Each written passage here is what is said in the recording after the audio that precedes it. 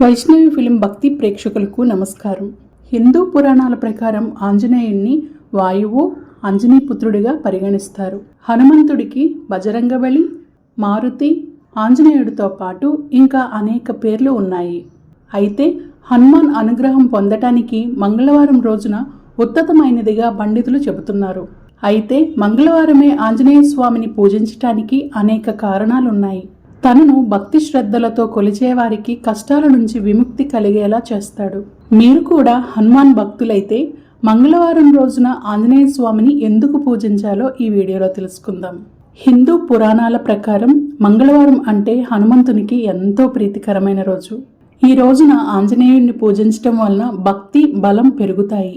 ధైర్య సాహసాలకు ప్రతీతగా భావించే హనుమంతుణ్ణి పూజించటం వలన భక్తులకు ధైర్యం, ఉత్సాహం పెరుగుతాయి. మంగళవారం రోజున హనుమంతుణ్ణి పూజించటం వలన గ్రహాలు, అంగారక గ్రహ దుష్ప్రభావాల నుండి విముక్తి లభిస్తుంది. జ్యోతిష్య శాస్త్రంలో అంగారకుడు ఉన్నత స్థానంలో ఉంటాడు. అందుకే ఆంజనేయుడి ఆరాధన వలన అనేక ప్రయోజనాలు కలుగుతాయి. హనుమంతుణ్ణి మంగళవారం నాడు పూజించటం వల్ల ఆరోగ్య ప్రయోజనాలు కూడా దక్కుతాయి. మంగళవారం రోజున హనుమాన్ చాలీసా పారాయణం చేయటం వలన విశేషమైన ఫలితాలు వస్తాయని పండితులు చెబుతున్నారు. అయితే ఈ హనుమాన్ చాలీసాను పఠించేటప్పుడు కొన్ని నియమ నిబంధనలను ఖచ్చితంగా పాటించాలి. అలా చేయకపోతే మీకు ఎలాంటి ప్రయోజనం ఉండదు. మంగళవారం రోజున ఉదయాన్నే నిద్రలేచి స్నానం చేసిన తర్వాత హనుమంతుని ఫోటో లేదా విగ్రహం ఎదుట 1 నుండి 3 సార్లు హనుమాన్ చాలీసా పఠించడం వల్ల శుభప్రదంగా పరిగణించబడుతుంది. హనుమాన్ చాలీసా పఠించటానికి ముందు నీళ్లను మీ దగ్గర ఉంచుకోండి. హనుమాన్ చాలీసా పఠించడం పూర్తయిన తర్వాత ఆ నీళ్లని తీర్థంగా తీసుకోవాలి.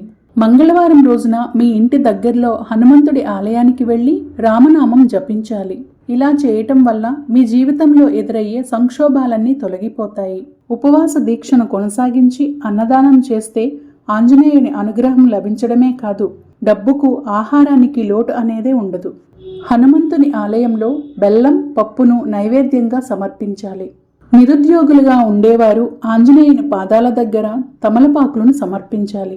ఇలా చేయటం వలన మీరు ఇంటర్వ్యూలో విజయం సాధిస్తారు. మీరు కోరుకున్న ఆదాయం పొందటానికి ఆంజనేయ స్వామికి గులాబీ పూల దండను సమర్పించాలి. ఎవరికైతే తరచుగా చెడు కలలు వస్తాయో వారు రాత్రి పడుకునే సమయంలో పాదాల దగ్గర పటికను ఉంచాలి. ఉదయం నిద్ర లేచిన తర్వాత ఆ పటికను ఎవరూ లేని నిర్జీవ ప్రదేశంలో విసిరేయాలి. ఇలా చేయటం వలన మీ కోరికలన్నీ నెరవేరుతాయని పండితుల వాక్కు. చూశారు కదండి ఈ వీడియో మీకు నచ్చినట్లయితే ప్లీజ్ లైక్ చేయండి, షేర్ చేయండి, కామెంట్ చేయండి. అలానే మన వైష్ణవి ఫిలిం కార్పొరేషన్ ఛానల్ని సబ్స్క్రైబ్ చేసుకోండి. మరిన్ని భక్తి విశేషాల కోసం చూస్తూనే ఉండండి మన వైష్ణవి ఫిలిం కార్పొరేషన్.